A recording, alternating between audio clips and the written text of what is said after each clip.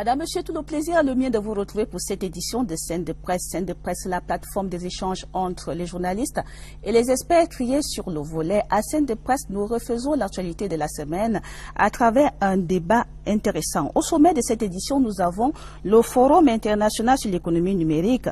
Yaoundé, la capitale camerounaise, a accueilli du 15 au 17 mai le premier forum consacré aux opportunités qu'offre le numérique. Une rencontre qui a mobilisé les experts venus de l'extérieur et les jeunes Camerounais engagés dans la conquête du monde à travers les TIC. Au lendemain de cette rencontre, une question demeure. Quel est le potentiel réel du Cameroun pour faire du numérique un axe de croissance dans sa quête de l'émergence? Armée et nation en parfaite synergie pour un Cameroun uni dans sa diversité, attaché aux idéaux de paix, de stabilité et de prospérité. C'est sous ce terme que s'est célébrée la 45e édition de la Fête nationale du Cameroun, ce 20 mai 2017. À Yaoundé comme partout ailleurs dans le pays, hommes en tenue et civils ont donné à voir ce que le Cameroun compte de beau et de bien dans sa diversité et sa construction unitaire. Au boulevard du 20 mai, le président Paul Biya a présidé la parade de circonstances, magnifiant le vivre ensemble. Au lendemain du 20 mai 2017, quelles leçons tirées de ces festivités? Nous le verrons avec nos invités tout à l'heure. En attendant, je vous propose de découvrir ceux qui vont croiser le verbe sur notre plateau. C'est sous la plume de Christelle Avom et la caméra de Nicolas ici.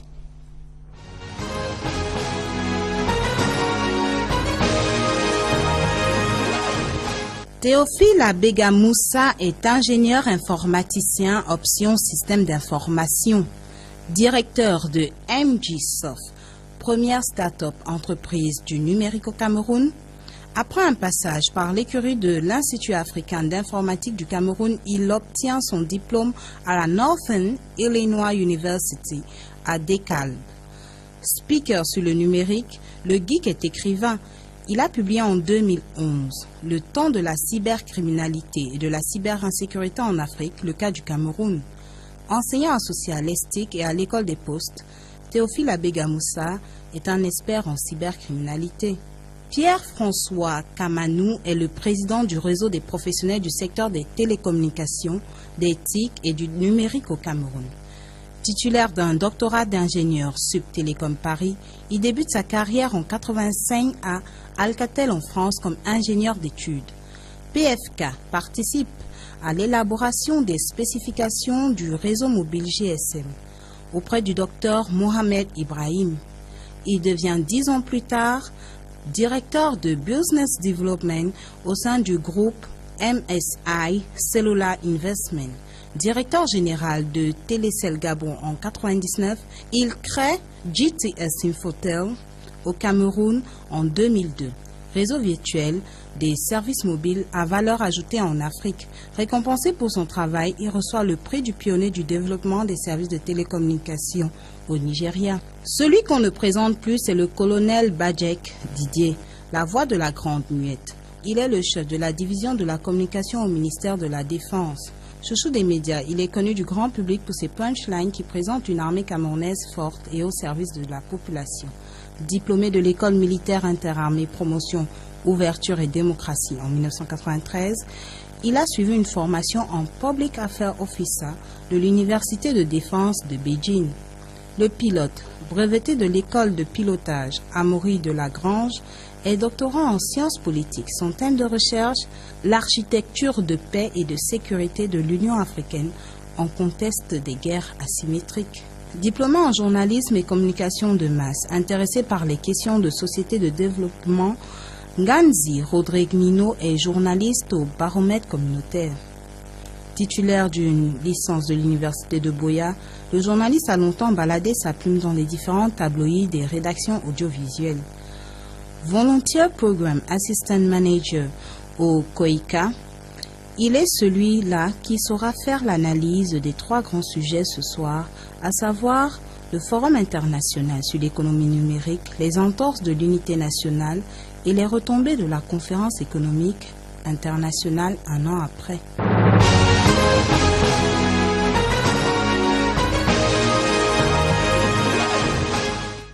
Merci donc, monsieur, d'être venu sur le plateau de Scène de Presse, d'avoir accepté de venir faire le débat ce soir à la CRTV. Avant d'entrer dans le vif du sujet, je vous signale à vous autres téléspectateurs que nous aurons nos rubriques habituelles, à savoir la revue de presse qui porte ce soir la signature de Martine Oueldengue, le zooming de la semaine consacré à la grande parade civile et militaire au boulevard du Veuve à Yaoundé à l'occasion de la fête de l'unité nationale. Et en focus, le ministre des Travaux publics et bien sûr, les unes des journaux à paraître ce lundi. La première question, je m'avais la poser tout de suite au colonel Badjek. Mon colonel, comment avez-vous trouvé les manifestations ayant marqué cette édition du 20 mai 2017 au lendemain de la célébration? Vous avez l'impression que armée et nation ont vivré au même rythme? Si on regardait seulement les manifestations qui se sont déroulées à Yaoundé, je pense que on aurait occulté un peu la grande fusion qui s'est déroulée également sur tout le territoire, mais grâce à une bonne médiascopie, on a compris que cette fusion était généralisée et qu'il y a plutôt eu comme une perpétuation, n'est-ce pas, de ce mouvement du respect de l'institution et une union qui continue à se sacraliser entre l'armée et la nation. Et je pense que c'est de très très bon augure pour cette marche que nous entreprenons vers l'émergence qui est pleine d'embûches et qui me semble on ne pourra arriver que si jamais nous restons dans un principe qui est fondamental, celui de l'unité nationale. Oui, et parlant justement de cette unité nationale, quelle est la part de l'armée? Eh bien, la part de l'armée commence déjà par son fondement, parce que l'armée est une armée nationale où vous trouvez toutes les composantes du Cameroun. Nous n'avons aucune réfraction, aucune stigmatisation par rapport à la culture, par rapport à toutes les tribus du Cameroun. Et en plus de cela, cette armée est restée fondamentalement républicaine, ce qui montre exactement la voie à suivre pour pouvoir obtenir des résultats probants pour cette marche, que je dois dire qui est difficile dans un contexte de mondialisation qui traîne derrière des effets pervers. Et surtout dans un contexte où on a connu dans notre pays ces derniers temps quelques soubresauts de la part de nos frères anglophones. Rodrigue Ganzier, est-ce que vous comprenez qu'on a insisté particulièrement cette année sur la notion du vivre ensemble en cette 45e édition de la fête de l'unité nationale? Bonsoir, merci de m'avoir invité, Mélanie. Je pense que, comme vous avez mentionné, le contexte l'obligeait un peu, parce que ça fait quand même 7 mois que dans ce pays, les gens, il y a un discours, on ne va pas dire nouveau, mais un discours qui se fait de plus en plus entendre, celui de la séparation, de la sécession. Au début, ça semblait une simple plaisanterie, mais après, on s'est bien rendu compte que peut-être que ce qui s'est produit à travers la grève des avocats et des enseignants dans les régions du nord-ouest et du sud-est a libéré certains esprits, a libéré certaines idées qui ont saisi la brèche pour véritablement s'exprimer.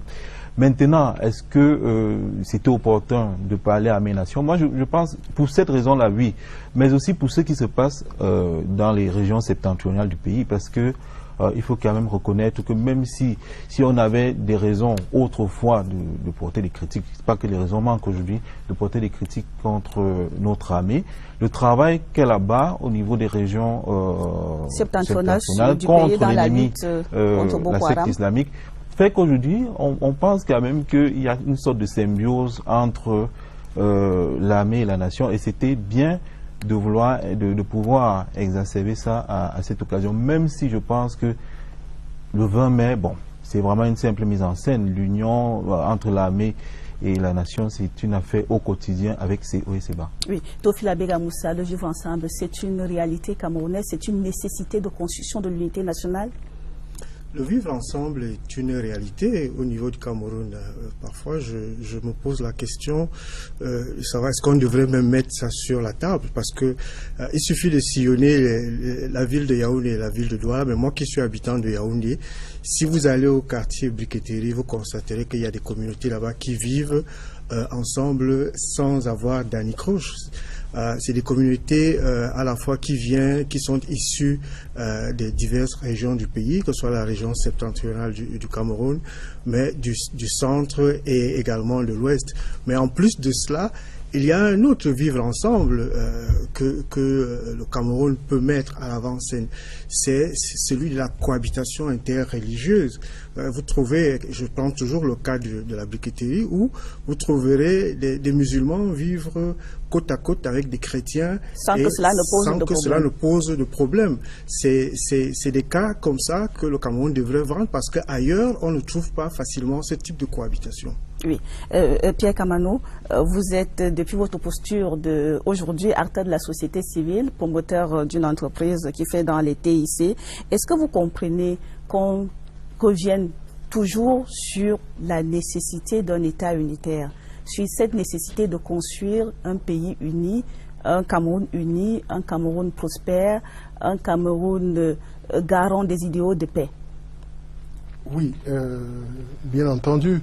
La paix est nécessaire pour le vivre, pour le bien, pour le vivre ensemble. Il faut effectivement un climat de paix pour le bien des affaires également. On ne peut pas faire des affaires dans un climat d'insécurité. Donc sur ce plan-là, il est important, je dirais vital, que le climat de paix et d'unité soit préservé. Et je crois que là, on a eu une démonstration encore dans ce domaine, une véritable démonstration de force de cette unité qui je dirais, qui fait la spécificité même du Cameroun. Donc sur ce plan-là, en tant qu'acteur de la société civile, je ne peux que me réjouir de tout ce que les pouvoirs publics œuvrent pour maintenir effectivement cette paix. Oui, vous disiez tantôt qu'on a vu cette démonstration de force, mais il y a quand même eu comme des sons discordants autour de cette célébration. La presse en a fait écho. Rodrigue, on a entendu parler du SDF qui boycottait cette célébration. On n'a pas vu les militants du Social Democratic Front au boulevard du 20 mai, par exemple. Est-ce que vous comprenez qu'un parti politique qui voudrait s'inscrire dans la logique d'alternance puisse boycotter une fête nationale? Personnellement, je ne pose pas le problème en ces thèmes-là. Je pense que dans ce pays, il y a des partis qui ont voulu défiler. Je pense que l'autorité administrative leur a interdit la possibilité de défiler. Et à cette époque, je n'ai entendu personne dire, mais on est dans l'unité, pourquoi est-ce qu'une autorité administrative doit signer un acte interdisant à certains partis de prendre part au défilé? Moi, je pense qu'on est libre de participer au défilé ou pas, parce qu'il n'y a pas que le SDF. Je pense que l'AFP, je ne sais pas, il y a d'autres partis, le CPP et d'autres qui ont choisi de ne pas participer au défilé. Mais également, je place ça dans le contexte d'une année préélectorale. C'est-à-dire que il y a le bétail électoral, il y a une population qu'il faut conquérir, et dans de telles conditions, on joue sur la sensibilité des gens. C'est vrai que les raisons que le SDF évoque sont des raisons réelles. Maintenant, est-ce que de ne pas prendre part au défilé apporte une solution quelconque à ce genre de problème-là? Je ne sais pas trop, mais je ne suis pas sûr que en refusant de défiler, c'était vraiment parce que le SDF ne veut pas rester uni au pays. C'est simplement qu'il y a deux choses. C'est se dire qu'il y a des gens qui me regardent. Je vis pour le président, par exemple, de ce parti, je vis dans une région, il y a des gens qui me regardent, ils observent comment est-ce que je vais réagir par rapport à leur souffrance au quotidien. Donc peut-être qu'il a choisi un acte qui marque quand même. La preuve, c'est que pendant toute la période d'avant, on a oublié tous ceux qui ont choisi d'aller défiler. On n'a parlé que du SDF. On n'a parlé que du SDF. Tout au moins, la presse n'a parlé que du SDF. Au moins, sur ce plan-là, lui, il a gagné quelque chose. En même temps, je dirais que, bon, vraiment, le défilé, c'est, comme je disais tout à l'heure, c'est une mise en scène. Il y a d'autres problèmes plus réels. Maintenant, il faut peut-être questionner qu'est-ce qu'il pose comme problème. Pourquoi est-ce qu'il ne va pas défiler? Pas l'acte de ne pas aller défiler, mais les raisons pour lesquelles il ne va pas défiler. Et c'est peut-être là que moi, j'attends ceux qui s'attarde sur le fait de n'avoir pas défilé. C'est de dire, non, peut-être vous dites que le gouvernement ne fait pas ci, voici ce que nous faisons, voilà ce que nous faisons. Pour casser un peu, si on a des raisons, si on a des possibilités de casser ces arguments qu'ils avancent là. Mais le fait de défiler, de ne pas défiler, bon, vraiment, pour moi... Pour vous, c'est un acte anodin. Voilà. Colonel Badiek, on a quand même constaté cette année, pour ce qui est de l'armée, un déploiement bien spécial, hein. C'est-à-dire qu'au-delà de la participation au défilé, on a vu par exemple la Marine nationale déployer des navires le long de la côte, le long du golfe de Guinée. Est-ce que c'était pour marquer les esprits, pour dire que l'armée, elle est là, elle est présente, elle est au service du peuple camerounais, elle est au service de la sous-région, elle veille à la sécurité dans la sous-région? Vous savez, dans ce genre d'organisation et d'événements, eh bien, nous devons poursuivre 3 enjeux essentiels. Les enjeux d'adhésion pour faire adhérer la population à notre projet de défense de l'intégrité territoriale. Nous avons des enjeux d'image pour montrer ce que nous sommes réellement. Et nous avons des enjeux d'influence pour dissuader tout ennemi qui aurait des velléités agressives contre notre pays, pour lui dire clairement qu'il pourrait tirer des conséquences qui seraient plus grandes que les bénéfices qu'il tirerait de son agression. C'est le principe de la dissuasion. Eh bien, ce que nous avons présenté est tout simplement ce résumé. Une armée qui s'est équipée aujourd'hui en fonction de la menace. Vous avez pu le remarquer au niveau du format même des avions qui ont défilé avec beaucoup d'hélicoptères, qui sont des vecteurs tout à fait J'ai pu comprendre appropriés. Que les autres avions étant en situation de menace possible à tout moment. Tout à fait, ils sont restés dans une posture d'alerte. Et je dois également vous dire que nous n'avons pas dégarni les garnisons du territoire, des zones chrysogènes, qui sont restées bien présentes en attendant qu'un ennemi potentiel ait la perfidie et vienne nous attaquer. Le jour de notre fête nationale. Voilà, et ça veut dire que nous avons de la ressource, parce que ce que vous avez vu défiler hier, en réalité, c'est notre matériel de réserve, et qui laisse encore derrière notre matériel de réserve. Ça, c'est à l'adresse des élus du peuple pour dire que l'argent du contribuable camerounais est tout à fait bien utilisé. Oui, ça nous permet justement de marquer le premier temps d'arrêt sur ce plateau pour revoir cette parade du 20 mai 2017 au boulevard du 20 mai. On vous l'a dit, le défilé était présidé par le chef de l'État, Paul Biya lui-même, président de ce pays. Il était au boulevard du 20 mai avec la première dame, Madame Chantal Biya, de nombreux invités, de nombreuses personnalités qui ont tenu à être présentes à cette parade marquant la fête de l'unité nationale. C'est un reportage de Yves-Marc Medjo.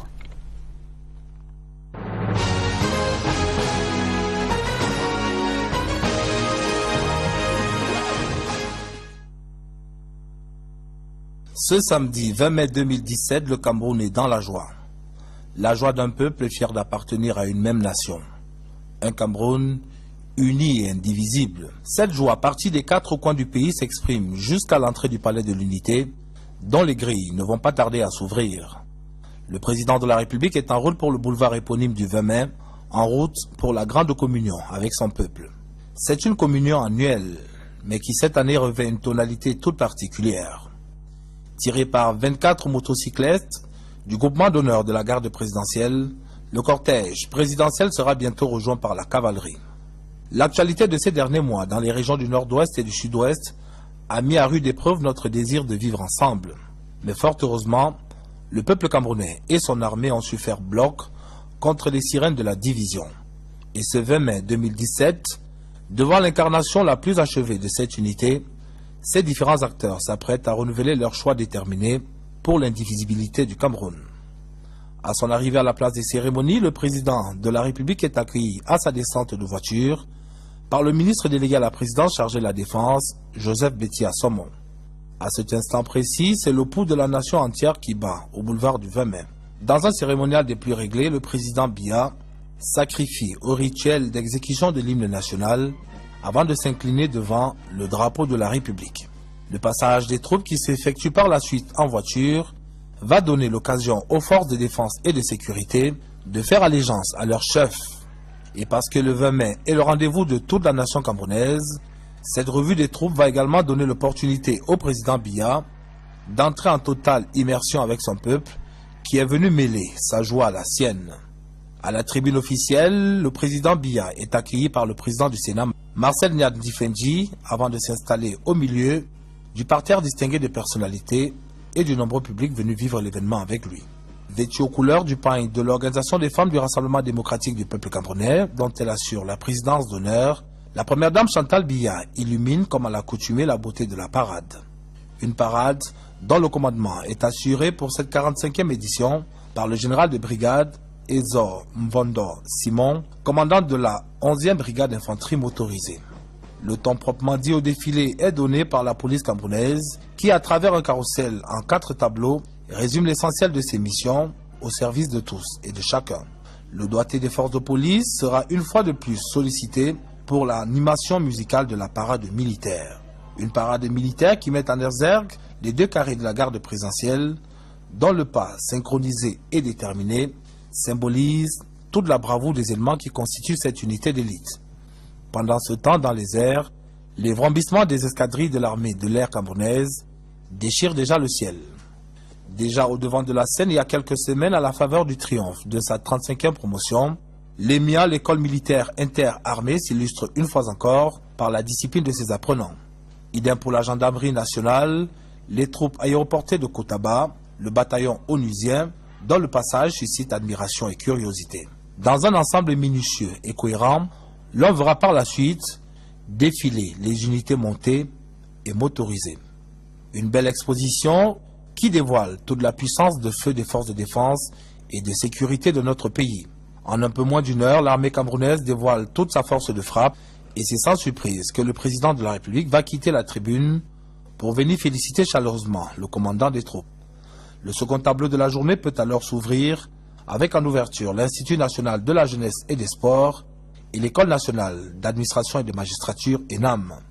Au regard de la récente actualité, l'ENAM apparaît plus que jamais comme l'un des creusets de l'option déterminée des pouvoirs publics à faire du bilinguisme et du multiculturalisme une réalité vivante. Le défilé citoyen se poursuit avec les écoles et instituts de formation, force vitale de la nation, avant le bouquet final offert par les partis politiques. À travers un spectacle haut en couleur, le FSNC, l'UNDP, le MDR, l'UPC et les autres réaffirment leur attachement à la célébration de l'unité du pays. Comme à l'accoutumée et dans une chorégraphie aux allures de véritables démonstrations de force, c'est le Rassemblement démocratique du peuple camerounais qui viendra clôturer ce défilé civil tout en beauté. Et c'est à l'issue d'une inoubliable cérémonie qui aura donné à voir l'attachement du peuple camerounais à l'unité et à celui qui l'incarne que le président Biya va quitter le boulevard pour reprendre le chemin du palais de l'unité, un itinéraire le long duquel des milliers de militantes et militants du RDPC et des partis alliés se sont une fois de plus massés pour lui témoigner amitié et considération.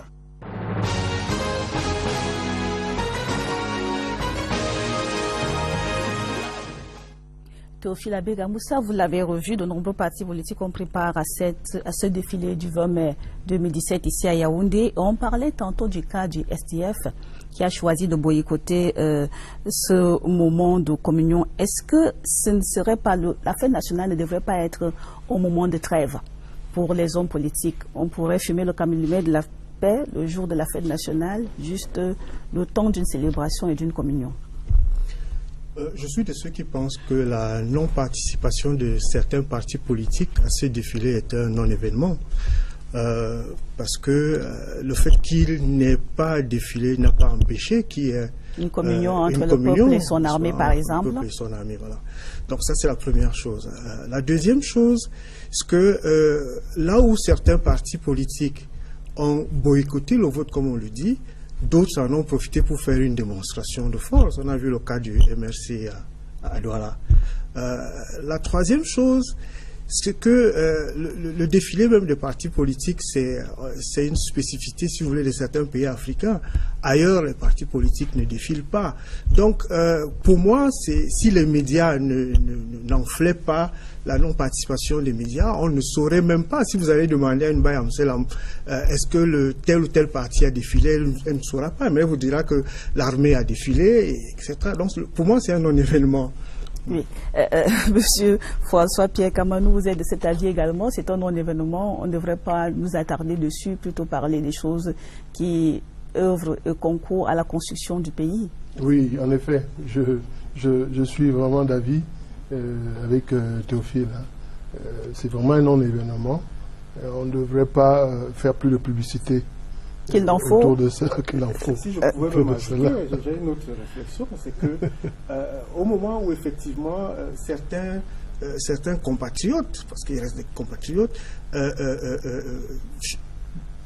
proche ou prône la sécession, on prêterait, n'est-ce pas, l'intention à ces partis qui ont boycotté le défilé, n'est-ce pas, de faire, comment dire ça, de suivre le mot faire le jeu de ces sécessionnistes, de ceux-là qui voudraient qu'on change le cours de l'histoire de notre pays. Mais l'armée reste ferme, elle reste debout, elle reste, comment j'allais dire, elle reste là pour s'assurer que les institutions de la République sont au beau fixe et que tout se passe au mieux.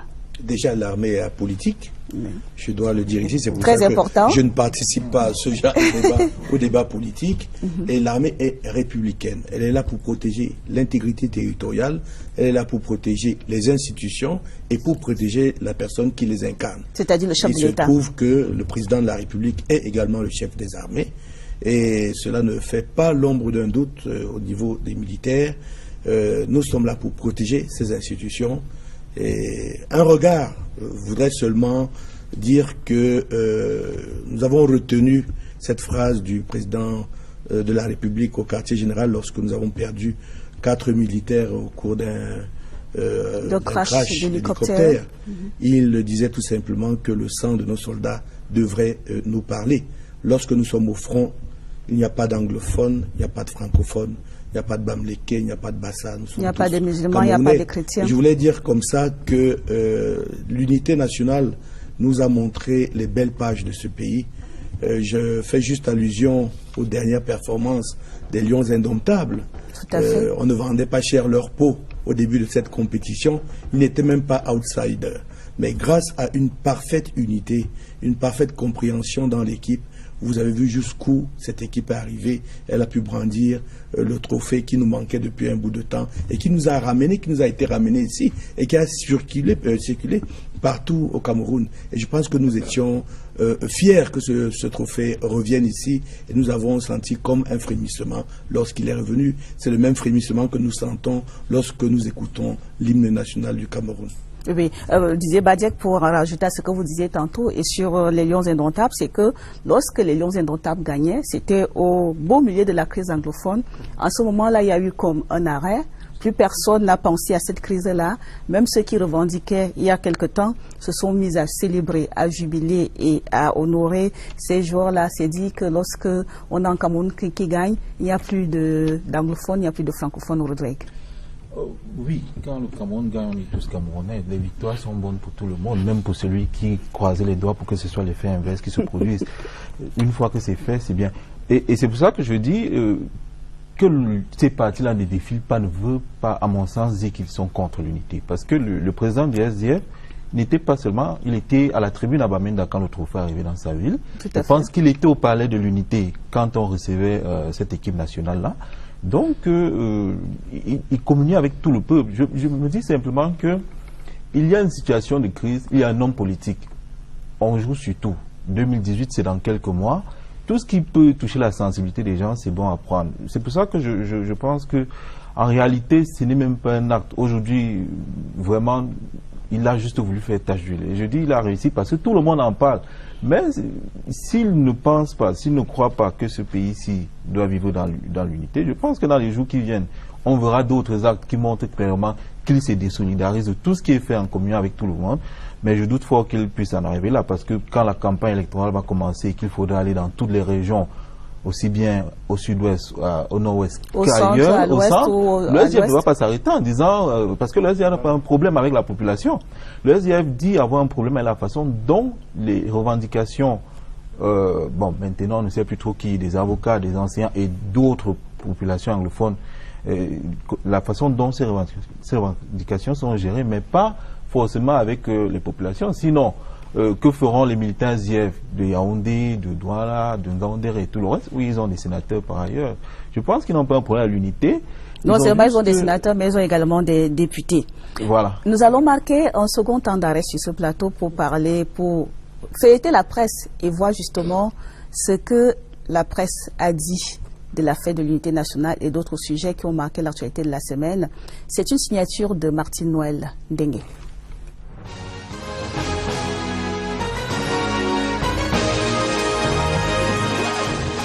Le Le Forum international sur l'économie numérique au Cameroun, c'était l'une des actualités majeures traitées par la presse cette semaine. Les 15, 16 et 17 mai, près de 200 participants venus de plusieurs pays prenaient part à Yaoundé à ce forum, initié par le président de la République, Paul Biya. Dans son édition du lundi 15 mai, veille de l'ouverture officielle, Cameroun Tribune consacre sa une à cette rencontre, à l'issue de laquelle des idées sont attendues pour permettre au Cameroun de passer au tout numérique afin d'accélérer son développement. Au Forum international de Yaoundé, il est également question de présenter les atouts du pays dans ce secteur devant les personnalités qui comptent ici et ailleurs. Des personnalités dont l'essentiel du Cameroun nous dévoile les visages dans sa parution du lundi 15 mai. Le bi-hebdomadaire d'Antoine Wongoanda, dans le grand format consacré à cette actu, dresse également la carte numérique du Cameroun où les start-up ont pignon sur rue en dépit du faible taux de pénétration d'Internet. Mardi 16 mai était jour d'ouverture officielle du Forum sur l'économie numérique, donc sous la présidence de René Emmanuel Sadi, ministre de l'administration territoriale et de la décentralisation, représentant du chef de l'État. Lui qui a exprimé la détermination du pays à faire le grand saut numérique, comme nous le rapporte Cameroun Tribune du mercredi 17 mai. Pour atteindre cet objectif, pourtant, il y a des conditions. Celles-ci sont énumérées dans le quotidien de l'économie du mercredi. Il s'agit, entre autres, telles que identifiées par les experts de la rencontre de Yaoundé, des infrastructures d'accès à Internet, des contenus et de la cybersécurité. Des contrats dans ce sens ont été signés à l'issue du Forum international sur l'économie numérique au Cameroun. Comme nous l'apprend le ministre des Postes et Télécommunications, Mined Libom Liliken, dans Cameroun Tribune du jeudi 18 mai. Samedi 20 mai 2017 était jour de célébration de la 45e édition de la Fête nationale du Cameroun. Le chef de l'État présidait le défilé civil et militaire au boulevard du 20 mai à Yaoundé. Une démonstration et une preuve de communion entre un chef et l'armée, mais aussi avec son peuple. Seulement, il y a eu quelques entorses à la célébration de l'anniversaire de l'État unitaire cette année. Le jour du lundi 15 mai évoque les avis divergents sur la participation au défilé du 20 mai qui tombe en pleine crise anglophone. Le même journal, dans son édition du mercredi, cite le SDF et le CPP qui boudent la fête nationale de l'unité. Pour la nouvelle expression du mercredi, le Cameroun célèbre la fête nationale avec bien des cailloux dans sa chaussure. Le journal de Séverin Tchunke liste quelques clichés qui frappent. L'affaire du faux gouvernement français de la CRTV comme qualifié par le quotidien Le Jour a également fait beaucoup de bruit dans la presse. Le quotidien bleu lui consacre d'ailleurs sa une du vendredi 19 mai.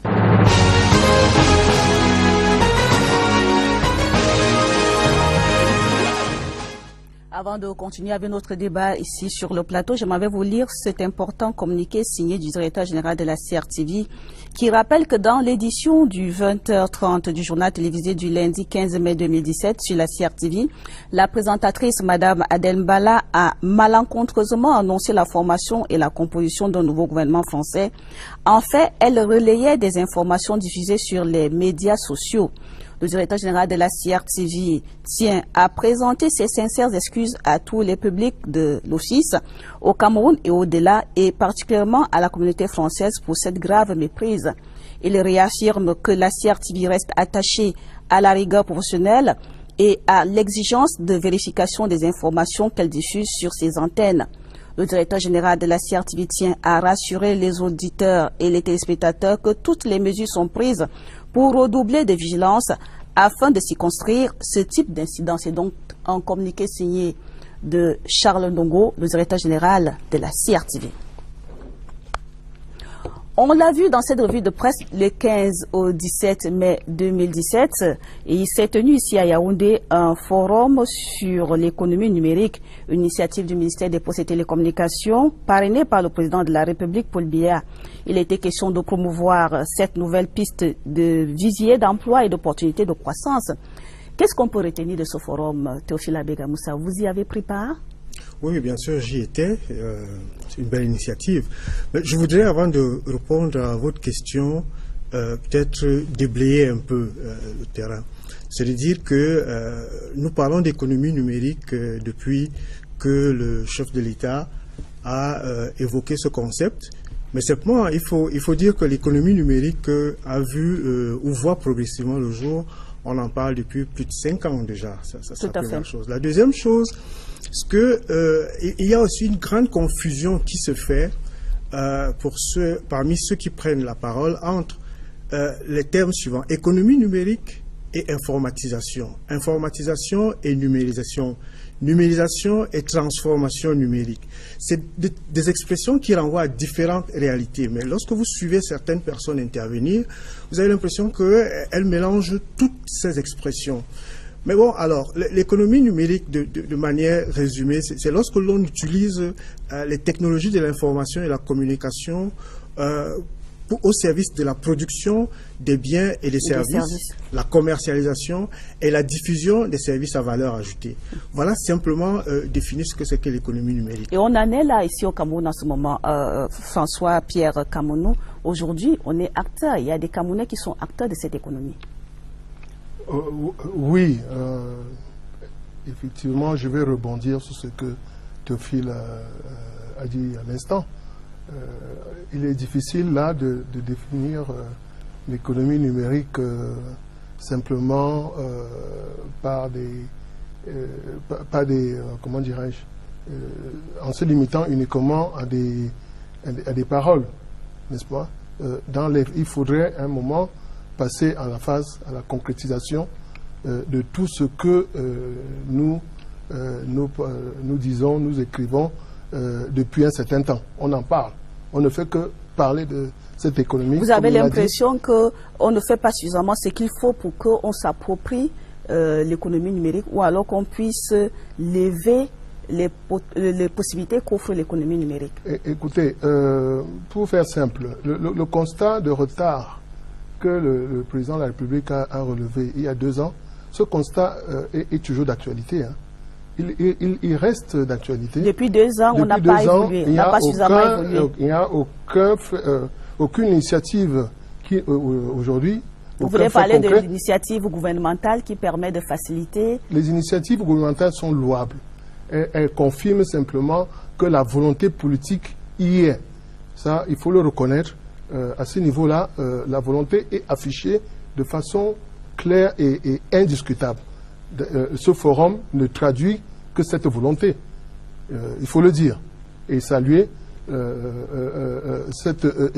d'ailleurs cette constance dans la volonté du gouvernement à faire de l'économie numérique un nouveau moteur de la croissance économique. Mais il faut sortir de là, il faut aller plus loin que cette volonté. C'est aux autres acteurs je dirais, il faudrait que le cadre, justement, institutionnel et réglementaire soit propice à ce développement de l'économie numérique. Je crois que ça, c'est une première chose qui reste à faire, ce fameux cadre législatif et réglementaire.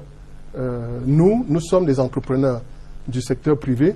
Nous éprouvons d'énormes difficultés au développement de nos entreprises qui forment justement ce socle de l'économie numérique. Nous sommes ce qu'on appelle les entreprises du secteur des TIC. Les entreprises du secteur des TIC qui sont justement à la base qui constituent le socle de l'économie numérique. Mais on ne parle pas beaucoup de ce socle-là. Oui. On ne parle que de l'économie numérique, c'est-à-dire la face visible de l'iceberg, je dirais. Alors que au départ, ou alors au milieu, il y a une brèche, il y a des fondamentaux. Il y a des porteurs d'eau qui devraient permettre à ce qu'on en arrive là. Rodrigue, ces derniers temps, on a beaucoup parlé des start-upers, des jeunes Camerounais qui développent des applications, qui en sont même à produire des appareils ou des outils en rapport avec le développement des technologies de l'information et de la communication et qui sont devenus acteurs de l'économie numérique. Vous en avez fait parfois, car vous avez relayé ces exemples-là. C'est dit que la jeunesse camerounaise est vraiment à la pointe du numérique? À la pointe, je ne sais pas, mais il y a comme des bribes, il y a un peu d'espoir. Je ne vais pas citer Théophile Abega-Moussa, mais voilà, je peux citer d'autres, Arthur Zang, Alain, Tef, il y a comme des pépites. Mais ma crainte maintenant, c'est que c'est comme pour plusieurs autres secteurs au Cameroun. C'est-à-dire que les gens s'y lancent, commencent, et puis prennent un peu le gouvernement de court. C'est-à-dire on ne sait plus quoi en faire. Parce que je crois que, et même dans le discours du président, c'est parce que, sûrement d'ailleurs, on a dit au Cameroun, mais vous avez un Arthur Zang qui fait des merveilles ici, il a été cité plusieurs fois dans les médias internationaux. Oui, on a l'Anstef qui se fait même recevoir par la reine d'Angleterre. Et puis on se prend de surprise et on dit, bon, mettons une phrase comme ça dans le discours du président, et ça sonne le déclic, mais je partage les craintes de ceux qui sont des spécialistes, c'est pas pensé. Et ça, moi, ma crainte, c'est que demain, quand ce ne sera plus l'objet du discours du président, qu'on oublie ce côté-là, parce que je suis très admiratif des efforts que la ministre des Postes et Télécommunications est en train de mener maintenant, mais j'ai l'impression que c'est un effort personnel, c'est pas un effort gouvernemental. Il n'y a pas une synergie. Il n'y a pas une synergie. Il faut que le gouvernement change sa façon de voir. Il faut que le gouvernement travaille vraiment dans le numérique. Sur des choses plus simples, on dit l'économie numérique, ce n'est qu'un aboutissement de quelque chose de plus grand. Mais même les sites internet simplement. Aujourd'hui, quand on veut une information, on la prend où, vraiment. Moi, je suis à côté d'un responsable de communication. Je ne sais pas si le ministère de la Défense, la grande muette, a un site internet où au moins il y a un niveau d'information qui peut être mis à la disposition du public. Je ne sais pas si c'est facile d'avoir ce genre d'information-là. Et c'est pour ça que sur beaucoup de cas, on est parfois trompé par tout ce qui circule sur les réseaux sociaux, des attentats qui n'ont pas existé, ou bien le nombre de morts qui n'est pas vrai. Et après, on est en train de courir pour attraper. Donc, je pense qu'il est bon que le gouvernement accompagne la bonne volonté du ministre des Postes et des Communications. Parce que le prochain ministre pourrait ne pas en faire une priorité. On en a vu qui se sont focalisés sur la téléphonie mobile, qui sont restés là à parler des coûts de téléphonie mobile, des licences après des années. Après, bon, est-ce que tout le gouvernement s'y met, est-ce que tout le gouvernement comprend exactement? Moi, je ne veux pas minimiser ce qui s'est fait cette semaine à Yaoundé, mais quand même, quand on voit le niveau sur la table d'honneur, à quel niveau on a placé ça, je dis que c'est quand même, quand c'est en lien avec, par exemple, le forum investi au Cameroun d'attractivité, et qu'on pensait que même la représentativité, parce que pour marquer les esprits, peut-être un premier ministre, pas que le ministre qui a représenté le président n'est pas la carrure, représentant du président, c'est être représentant du président, mais qu'un premier ministre soit présent à cette rencontre-là aurait sonné plus fort, même dans la tête des autres ministres. Mais qu'un ministre, un ministre vient présider, en lieu de place, d'autres, très rapidement, on se dit, bon, en haut lieu, c'est pas si urgent. C'est pas si urgent, c'est pas si prioritaire. Théophile Abega-Moussa, vous pensez que la représentativité n'était pas à la hauteur de ce qu'on aurait espéré? Non, il faut le dire. Moi, je suis content qu'il le relève. Vous savez, pour que l'économie numérique se déploie, la première chose, j'ai l'habitude de le dire, c'est qu'il y ait volonté politique. Et la volonté politique... François-Pierre Kamanou a dit qu'il y a la volonté politique. La volonté politique, à mon sens, est là, mais elle n'est pas suffisante. Et il faut qu'elle aille plus loin. Vous savez, quand le président rwandais Paul Kagame se met à l'avant-scène de ce qu'on appelle les avancées technologiques et qu'il définit le Rwanda comme étant un pôle d'attraction numérique dans les 5 ans à venir, ça c'est ce qu'il a fait il y a 5 ans, il est présent personnellement à tous les forums, il fait des voyages qui concernent le numérique, ses ministres sont concernés. Aujourd'hui, on parle de Smart Africa Alliance, créée au Rwanda, dont le président Kagame est le président du conseil d'administration.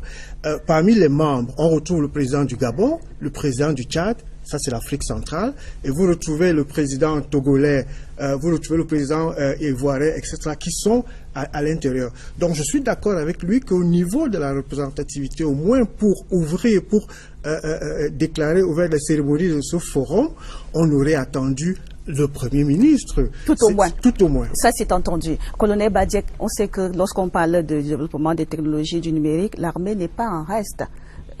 Ailleurs, on a même dit que c'est par l'armée qu'est arrivé les avancées technologiques et numériques.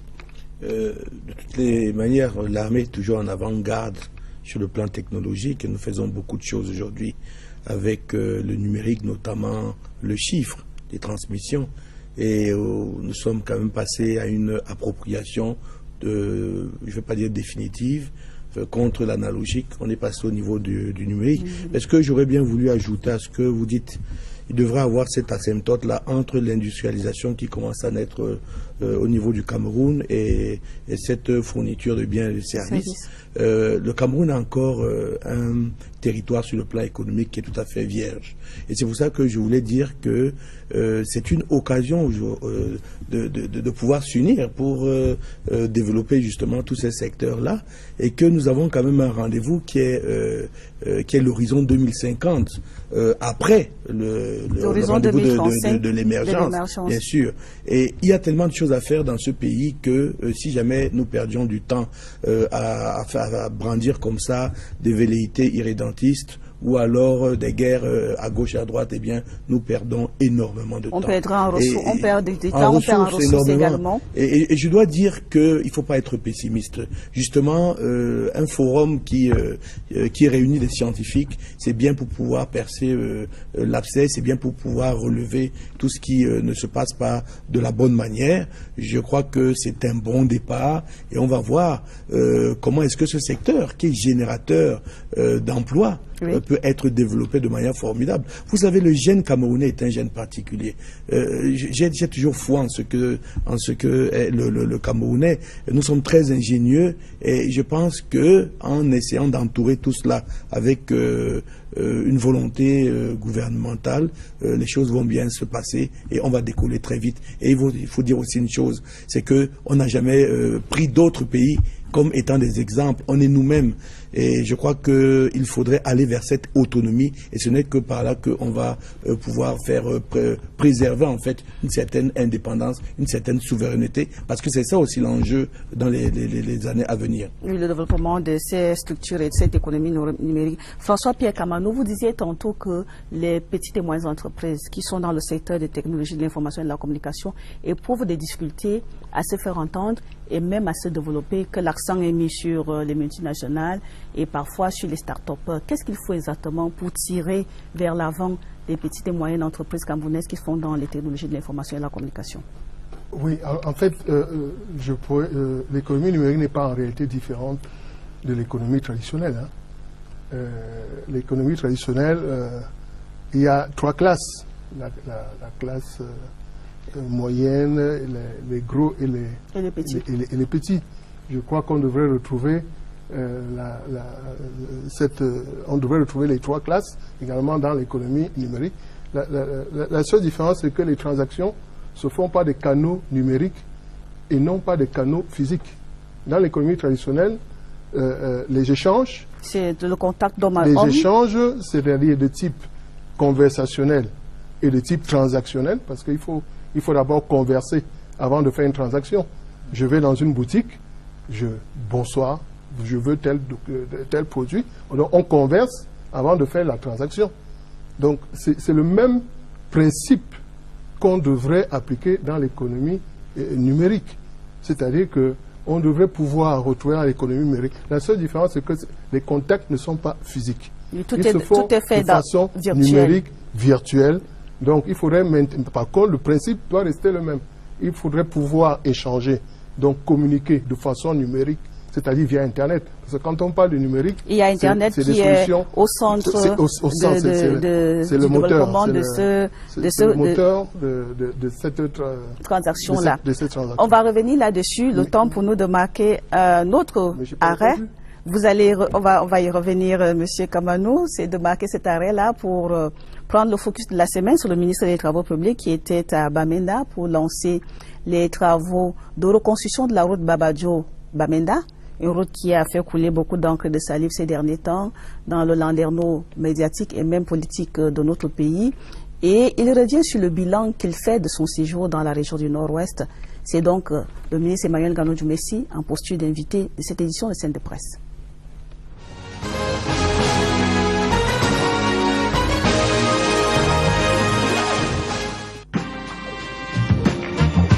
Les travaux de reconstruction de Babadjo-Bamenda, du contournement de Bamenda et de la traversée urbaine de Bamenda ont été effectivement lancés.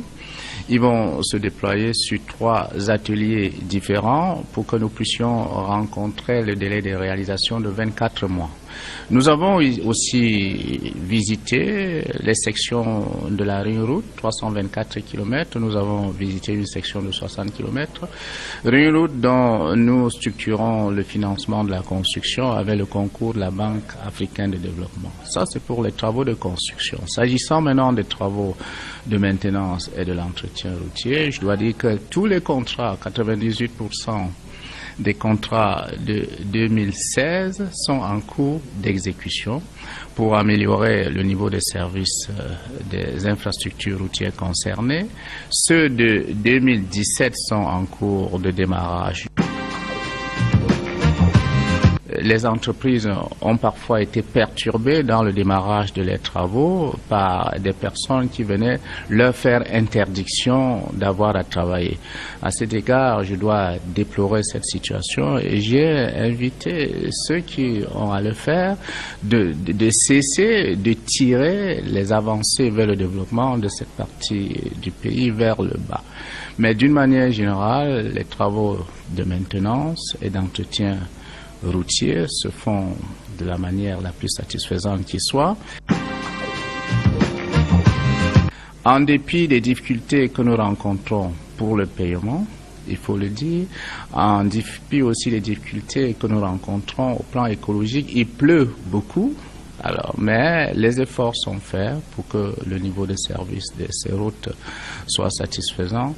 J'ai noté une forte mobilisation des entreprises et des bureaux d'études concernés. J'ai noté une forte mobilisation des opérateurs économiques d'une manière générale et de l'élite qui entend donner du relief à cet exercice de participation que, en réalité, nous faisons.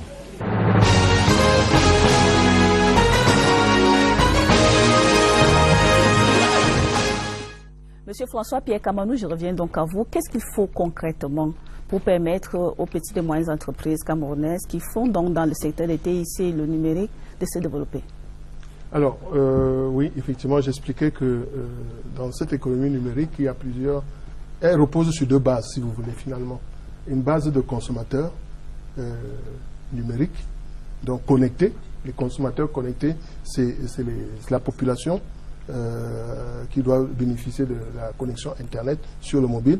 Et donc ça, c'est le rôle des opérateurs concessionnaires de fournir un accès Internet partout sur le territoire national.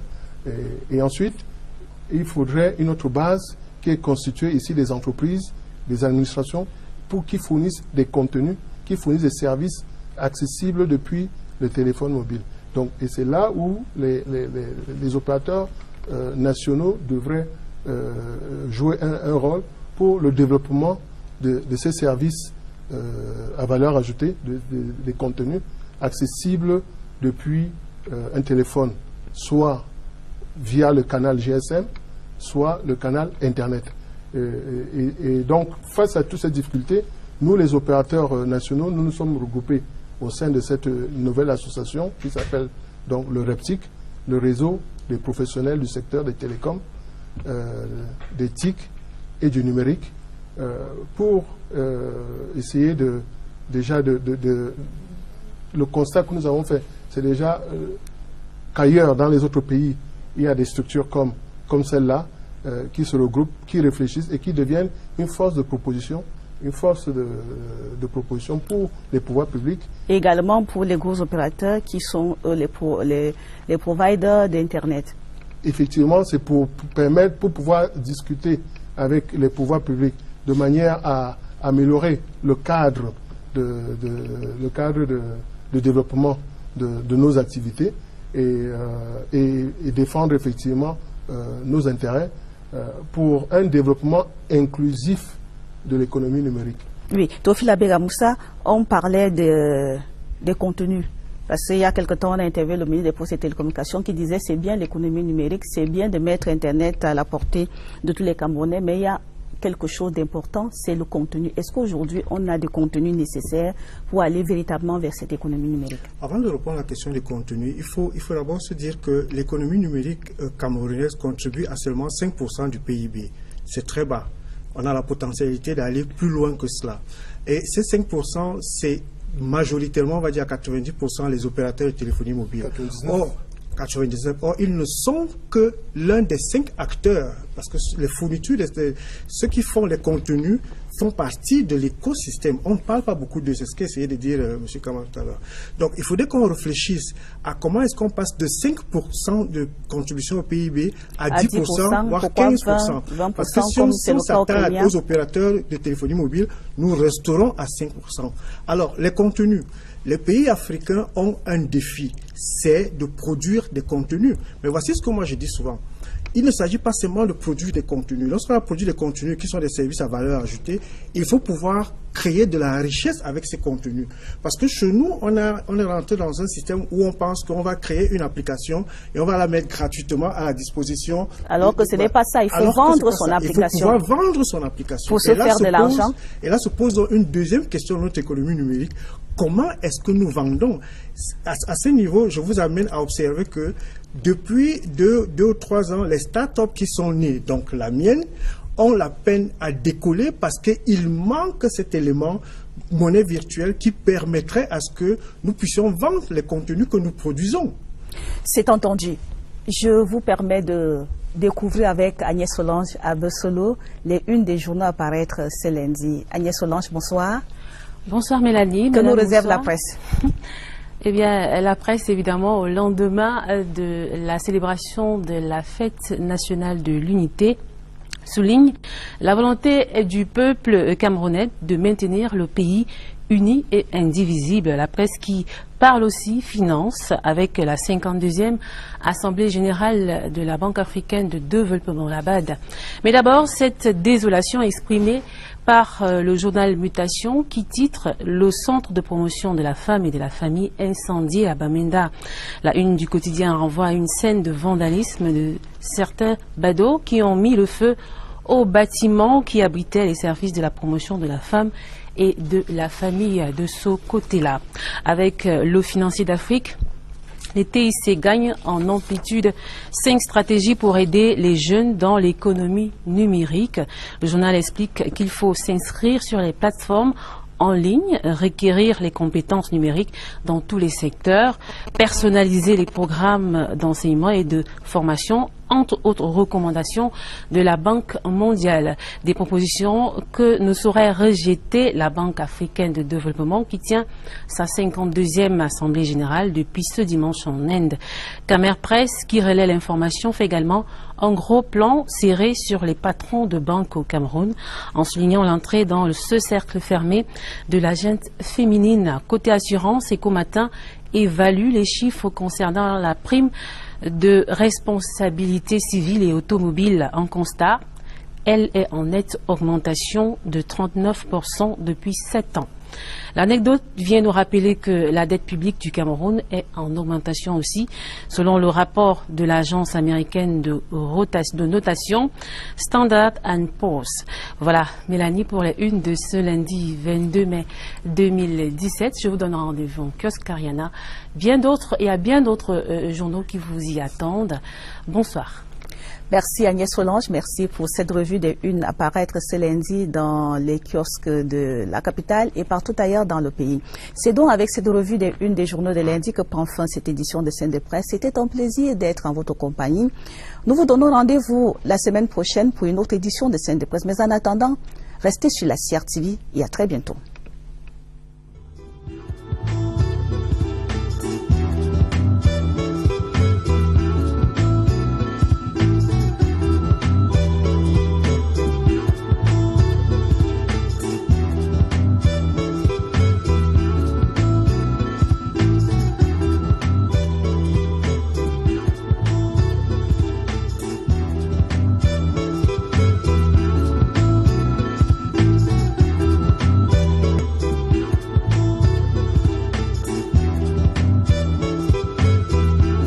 La presse n'a parlé que au moins sur ce plan-là, lui, il a gagné quelque chose.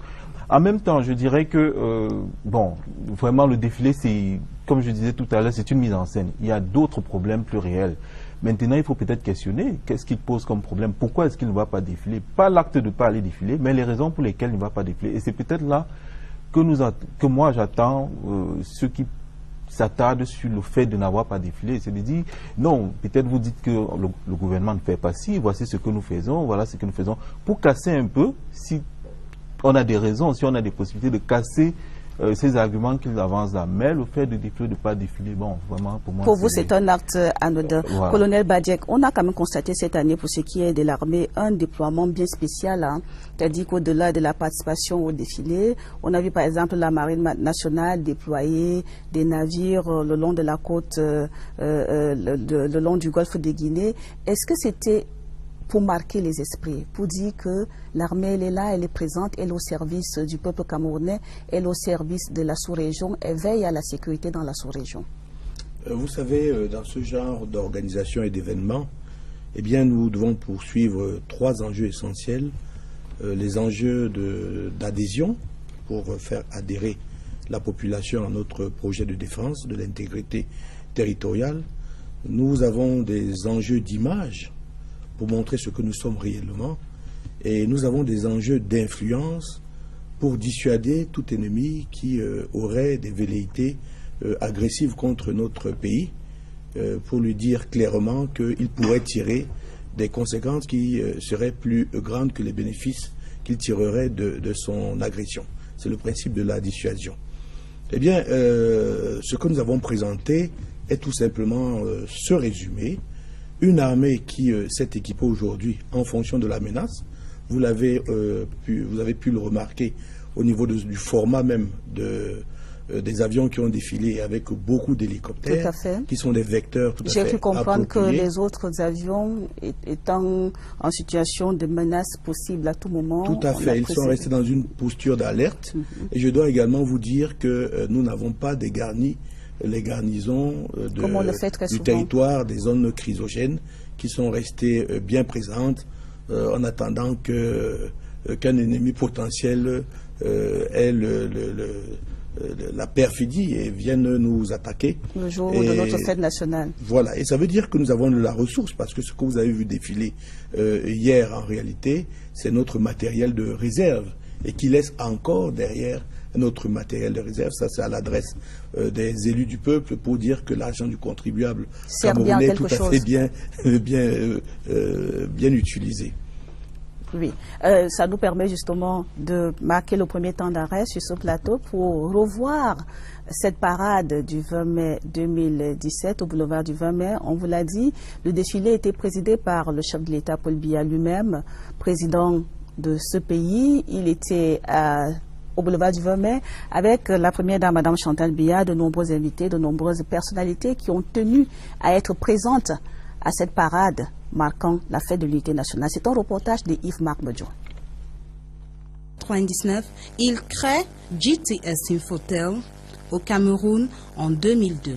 Réseau virtuel des services mobiles à valeur ajoutée en Afrique. Récompensé pour son travail, il reçoit le prix du pionnier du développement des services de télécommunication au Nigeria. Celui qu'on ne présente plus, c'est le colonel Badiek Didier, la voix de la Grande Muette.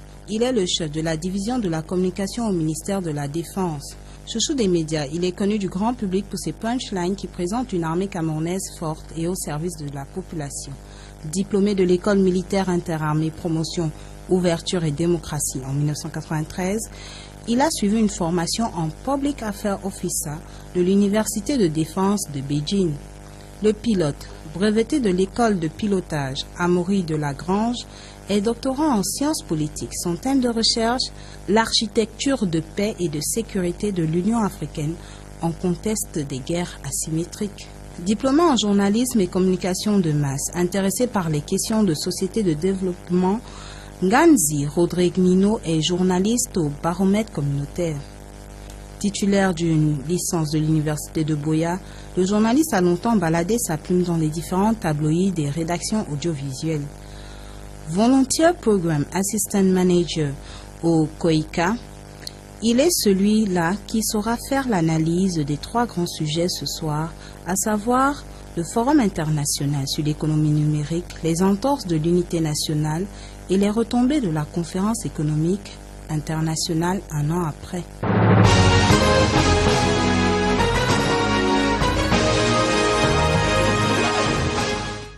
Merci donc, monsieur, d'être venu sur le plateau de Scène de Presse, d'avoir accepté de venir faire le débat ce soir à la CRTV. Avant d'entrer dans le vif du sujet, je vous signale à vous autres téléspectateurs que nous aurons nos rubriques habituelles, à savoir la revue de presse qui porte ce soir la signature de Martine Noël-Dengue, le zooming de la semaine consacré à la grande parade civile et militaire au boulevard du Verbe à Yaoundé à l'occasion de la fête de l'unité nationale. Et en focus, le ministre des Travaux publics et bien sûr, les unes des journaux à paraître ce lundi. La première question, je m'avais la posée tout de suite au colonel Badjek. Mon colonel, comment avez-vous trouvé les manifestations ayant marqué cette édition du 20 mai 2017 au lendemain de la célébration? Vous avez l'impression que armée et nation ont vivré au même rythme? Si on regardait seulement les manifestations qui se sont déroulées à Yaoundé, je pense que on aurait occulté un peu la grande fusion qui s'est déroulée également sur tout le territoire, mais grâce à une bonne médiascopie, on a compris que cette fusion était généralisée et qu'il y a plutôt eu comme une perpétuation, n'est-ce pas, de ce mouvement du respect de l'institution et une union qui continue à se sacraliser entre l'armée et la nation. Et je pense que c'est de très très bon augure pour cette marche que nous entreprenons vers l'émergence qui est pleine d'embûches et qui me semble on ne pourra arriver que si jamais nous restons dans un principe qui est fondamental, celui de l'unité nationale. Oui, et parlant justement de cette unité nationale, quelle est la part de la... On devrait vendre parce qu'ailleurs, on ne trouve pas facilement ce type de cohabitation. Oui. Pierre Kamano, vous êtes, depuis votre posture aujourd'hui, acteur de la société civile, promoteur d'une entreprise qui fait dans les TIC. Est-ce que vous comprenez qu'on revienne toujours sur la nécessité d'un État unitaire, sur cette nécessité de construire un pays uni, un Cameroun uni, un Cameroun prospère, un Cameroun garant des idéaux de paix? Oui, bien entendu, la paix est nécessaire pour le vivre, pour le bien, pour le vivre ensemble. Il faut effectivement un climat de paix pour le bien des affaires également. On ne peut pas faire des affaires dans un climat d'insécurité. Donc, sur ce plan-là, il est important, je dirais vital, que le climat de paix et d'unité soit préservé. Et je crois que là, on a eu une démonstration encore dans ce domaine, une véritable démonstration de force de cette unité qui je dirais, qui fait la spécificité même du Cameroun. Donc, sur ce plan-là, en tant qu'acteur de la société civile, je ne peux que me réjouir de tout ce que les pouvoirs publics œuvrent pour maintenir effectivement cette paix. Oui, vous disiez tantôt qu'on a vu cette démonstration de force, mais il y a quand même eu comme des sons discordants autour de cette célébration. La presse en a fait écho. Rodrigue, on a entendu parler du SDF qui boycottait cette célébration. On n'a pas vu les militants du Social Democratic Front au boulevard du 20 mai, par exemple. Est-ce que vous comprenez qu'un parti politique qui voudrait s'inscrire dans la logique d'alternance puisse boycotter une fête nationale? Personnellement, je ne pose pas le problème en ces thèmes-là. Je pense que dans ce pays, il y a des partis qui ont voulu défiler. Je pense que l'autorité administrative leur a interdit la possibilité de défiler. Et à cette époque, je n'ai entendu personne dire, mais on est dans l'unité, pourquoi est-ce qu'une autorité administrative doit signer un acte interdisant à certains partis de prendre part au défilé? Moi, je pense qu'on est libre de participer au défilé ou pas. Parce qu'il n'y a pas que le SDF. Je pense que l'AFP, je ne sais pas, il y a d'autres partis, le CPP et d'autres qui ont choisi de ne pas participer au défilé. Mais également, je place ça dans le contexte d'une année préélectorale. C'est-à-dire que il y a le bétail électoral, il y a une population qu'il faut conquérir. Et dans de telles conditions, on joue sur la sensibilité des gens. C'est vrai que les raisons que le SDF évoque sont des raisons réelles. Maintenant, est-ce que de ne pas prendre part au défilé apporte une solution quelconque à ce genre de problème-là? Je ne sais pas trop. Mais je ne suis pas sûr qu'en refusant de défiler, c'était vraiment parce que le SDF ne veut pas rester uni au pays. C'est simplement qu'il y a deux choses. C'est se dire qu'il y a des gens qui me regardent, je vis pour le président par exemple de ce parti, je vis dans une région, il y a des gens qui me regardent, ils observent comment est-ce que je vais réagir par rapport à leur souffrance au quotidien. Donc peut-être qu'il a choisi un acte qui marque quand même. La preuve c'est que pendant toute la période d'avant, on a oublié tous ceux qui ont choisi d'aller défiler. On n'a parlé que du SDF. On n'a parlé que du SDF.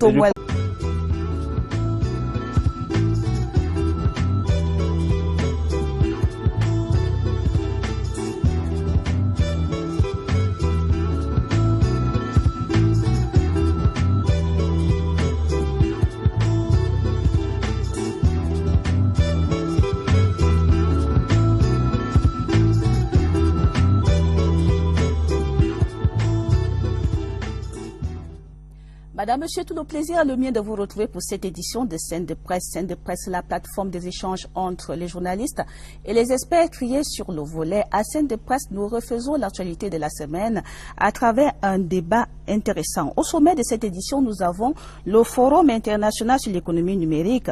Yaoundé, la capitale camerounaise, a accueilli du 15 au 17 mai le premier forum consacré aux opportunités qu'offre le numérique. Une rencontre qui a mobilisé les experts venus de l'extérieur et les jeunes Camerounais engagés dans la conquête du monde à travers les TIC. Au lendemain de cette rencontre, une question demeure. Quel est le potentiel réel du Cameroun pour faire du numérique un axe de croissance dans sa quête de l'émergence? Armée et nation en parfaite synergie pour un Cameroun uni dans sa diversité, attaché aux idéaux de paix, de stabilité et de prospérité. C'est sous ce thème que s'est célébrée la 45e édition de la Fête nationale du Cameroun, ce 20 mai 2017. À Yaoundé, comme partout ailleurs dans le pays, hommes en tenue et civils ont donné à voir ce que le Cameroun compte de beau et de bien dans sa diversité et sa construction unitaire.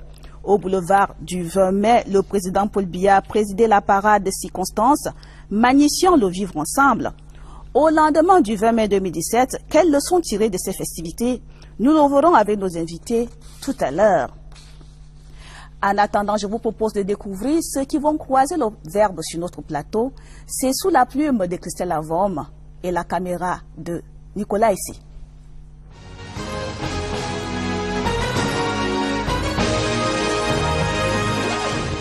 Théophile Abega Moussa est ingénieur informaticien option système d'information, directeur de MGSoft, première start-up entreprise du numérique au Cameroun.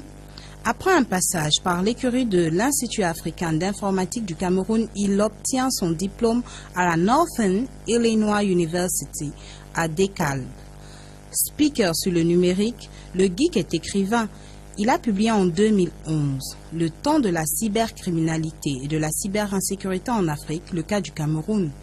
Enseignant associé à l'ESTIC et à l'École des Postes, Théophile Abega Moussa est un expert en cybercriminalité. Pierre-François Kamanou est le président du réseau des professionnels du secteur des télécommunications, des TIC et du numérique au Cameroun. Titulaire d'un doctorat d'ingénieur Subtélécom Paris, il débute sa carrière en 1985 à Alcatel en France comme ingénieur d'études. PFK participe à l'élaboration des spécifications du réseau mobile GSM auprès du docteur Mohamed Ibrahim. Il devient 10 ans plus tard directeur de Business Development au sein du groupe MSI Cellular Investment, directeur général de Télécel Gabon en armée.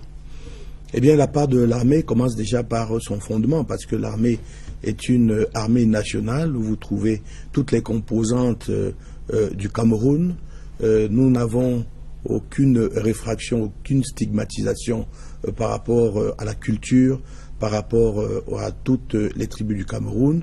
Et en plus de cela, cette armée est restée fondamentalement républicaine, ce qui montre exactement la voie à suivre pour pouvoir obtenir des résultats probants pour cette marche, que je dois dire qui est difficile dans un contexte de mondialisation qui traîne derrière des effets pervers. Et surtout dans un contexte où on a connu dans notre pays ces derniers temps quelques soubresauts de la part de nos frères anglophones. Rodrigue Ganzier, est-ce que vous comprenez qu'on a insisté particulièrement cette année sur la notion du vivre ensemble en cette 45e édition de la Fête de l'Unité nationale? Bonsoir, merci de m'avoir invité, Mélanie. Je pense que, comme vous avez mentionné, le contexte l'obligeait un peu, parce que ça fait quand même 7 mois que dans ce pays, les gens, il y a un discours, on ne va pas dire nouveau, mais un discours qui se fait de plus en plus entendre, celui de la séparation, de la sécession. Au début, ça semblait une simple plaisanterie, mais après, on s'est bien rendu compte que peut-être que ce qui s'est produit à travers la grève des avocats et des enseignants dans les régions du Nord-Ouest et du Sud-Est, a libéré certains esprits, a libéré certaines idées qui ont saisi la brèche pour véritablement s'exprimer. Maintenant, est-ce que c'était opportun de parler à mes nations? Moi, je pense, pour cette raison-là, oui, mais aussi pour ce qui se passe dans les régions septentrionales du pays, parce que il faut quand même reconnaître que même si on avait des raisons autrefois de porter des critiques, c'est pas que les raisons manquent aujourd'hui, de porter des critiques contre notre armée, le travail qu'elle abat au niveau des régions septentrionales contre l'ennemi, la secte islamique, fait qu'aujourd'hui, on pense quand même qu'il y a une sorte de symbiose entre l'armée et la nation, et c'était bien de pouvoir exacerber ça à cette occasion, même si je pense que le 20 mai, bon, c'est vraiment une simple mise en scène. L'union entre l'armée et la nation, c'est une affaire au quotidien avec ses hauts et ses bas. Oui, Tofila Bega Moussa, le vivre ensemble, c'est une réalité camerounaise, c'est une nécessité de construction de l'unité nationale? Le vivre ensemble est une réalité au niveau du Cameroun. Parfois, je me pose la question, savoir est-ce qu'on devrait même mettre ça sur la table, parce que il suffit de sillonner la ville de Yaoundé et la ville de Douala. Mais moi qui suis habitant de Yaoundé, si vous allez au quartier Briqueterie, vous constaterez qu'il y a des communautés là-bas qui vivent ensemble sans avoir d'anicroche. C'est des communautés à la fois qui sont issues des diverses régions du pays, que ce soit la région septentrionale du Cameroun, mais du centre et également de l'ouest. Mais en plus de cela, il y a un autre vivre ensemble que le Cameroun peut mettre à l'avant-scène. C'est celui de la cohabitation interreligieuse. Vous trouvez, je prends toujours le cas de la briqueterie, où vous trouverez des musulmans vivre côte à côte avec des chrétiens sans que cela ne pose de problème. C'est des cas comme ça que le